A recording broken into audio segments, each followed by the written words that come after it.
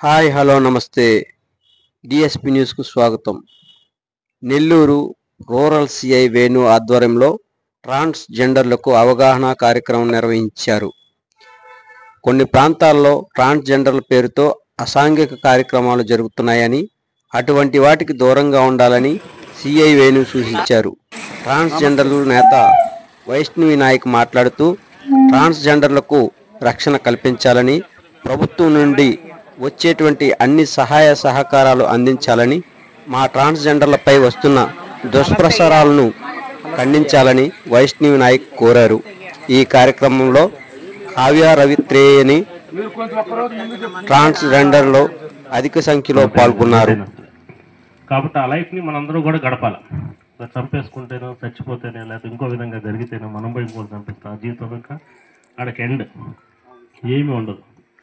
కాబట్టి అందుకని మీకు ఏదైనా భయం అనిపించిన ఏదైనా కానీ మీరు చెప్పండి అమ్మా, ఏదైనా మా బీటోళ్ళు ఉంటాం, మేము ఉంటాం, నైట్ రౌండ్స్ ఆఫీసర్ ఉంటారు, ఎప్పుడైనా వచ్చి మేము చెప్తామని చెప్పి ఆ రోజు మీకు తెలియపరచడం జరిగింది. కానీ మీరు అంటే ఏదైనా సందర్భంగా అట్లా రాలేదు, ప్రస్తుతం ప్రశాంతంగా ఉన్నారనుకుంటున్నాము.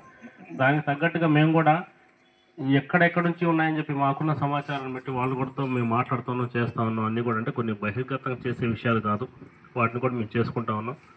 సో ఈరోజు ఈ మీటింగ్ పెట్టిన దాంట్లో భాగంగా ఏంటంటే అనకాపల్లి ఇన్సిడెంట్ జరిగింది, మీకు అంతా తెలిసిన విషయం.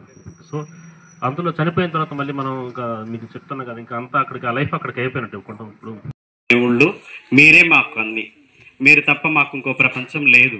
అందరూ తల్లిదండ్రుల నుంచి వెలివేసి పడిన వాళ్ళమే, సమాజంలో వెలివేసిన వాళ్ళమే. మేము కమ్యూనిటీ కోసం అందరం ఏకమయ్యామే, కానీ అట్లాంటివి ఏం లేదు సార్. మీరు చెప్తున్నారు ఎవరిని ఎవరు వెలేయలేదు, అవునా? మీ అందరిని ఎవ్వరు వెలేయలేదు, మీకు ఇష్టమైన జీవితాన్ని గడుపుతున్నారు అంతే. మీరు చెప్పారు సార్, చాలా సంతోషం ఈ మాట మాత్రం. ఎప్పటికీ నువ్వు వాళ్ళకి రుద్దొద్దు, ఎవరు వెలేయబడలేదమ్మా.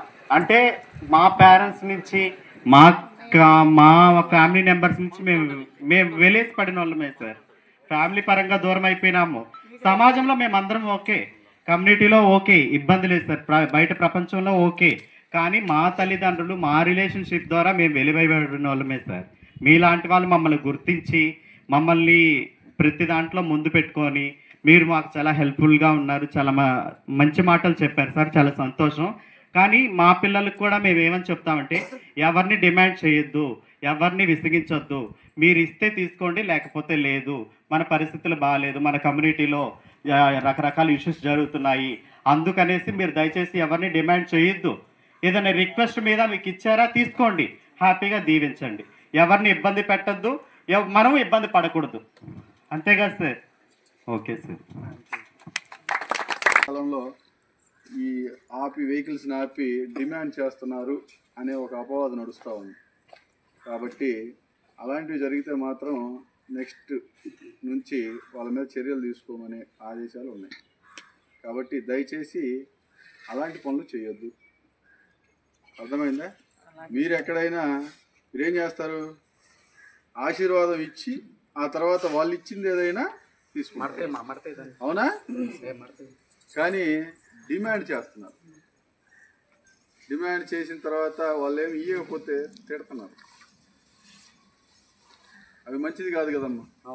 మీ చేతిలో నుంచి మంచి జరగాలి అని ఆశీర్వదించినప్పుడు వాళ్ళు ఏమి ఇవ్వకపోతే మళ్ళీ దానితో పాటు వాళ్ళకి ఇంకో 4 తిట్టడం అనేది కరెక్ట్ కాదు. కాబట్టి మీ అందరి మీద మాకు ఎప్పుడు మంచి ఒపీనియన్ ఉందమ్మా. మా సీఏ గారు అయితే పద్దాకలు చెప్తుంటారు, నేను పాత రూరల్ ఎస్ఐగా చేసినప్పుడు కూడా వీళ్ళు చాలా సఖ్యంగా ఉండేవాళ్ళు అని. మీ వల్ల మాకు చాలా ఇన్ఫర్మేషన్స్ కూడా వస్తాయమ్మా. మీరు అనుకుంటే మీరు మీరు రకరకాల ఏరియాస్కి వెళ్తూ ఉంటారు, మిమ్మల్ని పిలుస్తుంటారు మంచి కోసం కానీ చెడు కోసం కానీ, మీరు మాట్లాడే మనుషులు కానీ, వాళ్ళ ద్వారా మీకు సమాచారం వస్తుంది. ఆ సమాచారాన్ని మాకు ఇవ్వండి,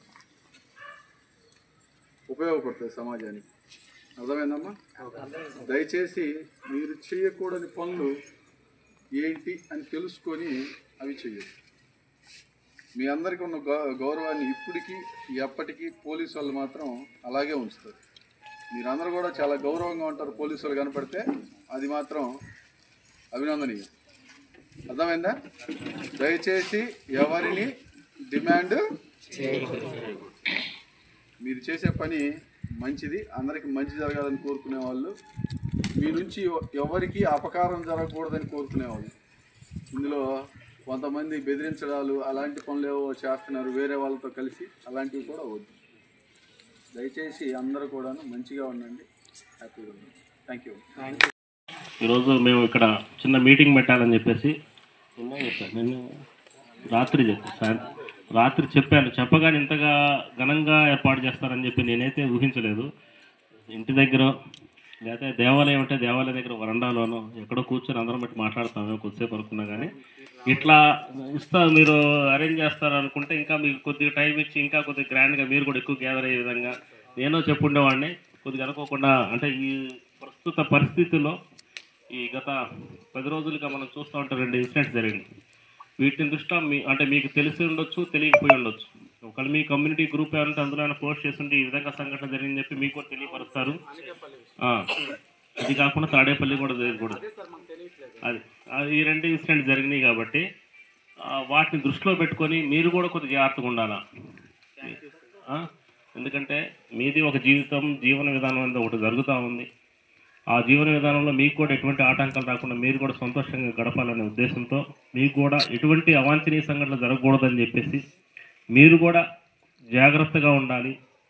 మేము ఏ విధంగా మీకు ఆ విషయంలో సహాయపడాలనే విషయం కూడా మీకు తెలియపరిచి మీరు ఏ విధంగా ఉండాలనే విషయం కూడా చెప్పాలనే ఉద్దేశంతో మీ అందరూ కూడా ఒక మీటింగ్ లాగా ఏర్పాటు చేద్దామని చెప్పేసి ఈరోజు మా నెల్లూరు జిల్లా ఎస్పీ గారి ఆదేశాల మేరకు మా డిఎస్పీ గారు, రూరల్ డిఎస్పీ గారు చెప్తే వెంటనే మేము మీతో రాత్రి మాట్లాడి ఈ విధంగా మీటింగ్ ఏర్పాటు చేయాలంటే వెంటనే మీటింగ్ ఏర్పాటు చేసినందుకు వైష్ణవి గారికి, అదేవిధంగా మీ సంఘ సభ్యులందరికీ కూడా ధన్యవాదాలు. ఇందులో మెయిన్గా ఏంటంటే ఇప్పుడు మీకు రాష్ట్రంలో ఫస్ట్ ఉలిక్కి పడ్డ విషయం అంటే ఫస్ట్ మన నెల్లూరు జిల్లా కొడవలూరు దగ్గర, రాజపాలెం దగ్గర, ఫ్లైఓవర్ దగ్గర జరిగిన ఇన్సిడెంటే రాష్ట్రం మొత్తం కూడా ఇక్కడే కాకుండా మీకు ఎక్కడ ఇతర రాష్ట్రాల్లో ఉన్న కమ్యూనిటీస్ కానీ గ్రూప్స్ కానీ మీకు ఉంటాయి. కర్ణాటక, తెలంగాణ, ఆంధ్ర, తమిళనాడు మాకు బాగా మీకు క్లోజ్గా ఉండి పరిచయాలు ఉన్న ఏరియాస్. వాళ్ళందరూ కూడా ఈ విధంగా ఒక స్థాయి నాయకురాలు సరిపోయారంటే అది హత్య గావించబడ్డారంటే అందరూ కూడా కొంతమంది మీలో ఒక అభద్రతా భావం వచ్చింది, భయం వచ్చింది. అదేవిధంగా మేము ఎట్లా ఉండాలని చెప్పేసి అంటే ఒక మీలో మీరు కాకుండా బయట వ్యక్తులు కూడా వచ్చి మీ గ్రూపులలో జాయిన్ అయిపోయి వీటిల్లో సివిలియన్స్ వచ్చి అంటే నార్మల్ పురుషుడు కానీ స్త్రీ కానీ ఎట్లయినా వచ్చేసి మీలో ఆధిపత్య పోరు కోసం అని చెప్పేసి లేకపోతే ఇంకోదానికి అని చెప్పేసి ఈ విధంగా ఆ ఇన్సిడెంట్ జరగటం వల్ల అందరూ కూడా ఒకసారి భయభ్రాంతులకు గురయ్యారు.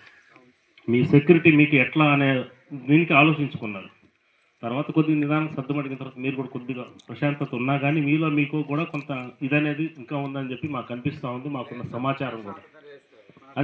సమాచారం కూడా నేను గతంలో కాబట్టి అందులో భాగంగా నేను అప్పుడు వచ్చాను, ఇంటి దగ్గరికి వచ్చాను, నేను వైష్ణవితో మాట్లాడాను, మీతో మాట్లాడిన తర్వాత అమ్మ కొద్ది కెమెరాస్ పెట్టుకోండి, ఇట్లా జాగ్రత్తగా ఉండండి, ఏదన్నా మీకు ఏదన్నా ఏ టైం అయినా సరే మీకు ఏదన్నా అనుమానంగా వచ్చినా కానీ నాకు ఫోన్ చేయమని చెప్పాను. అంతేందుకు ఇంకొక ఎగ్జాంపుల్ చెప్తాను.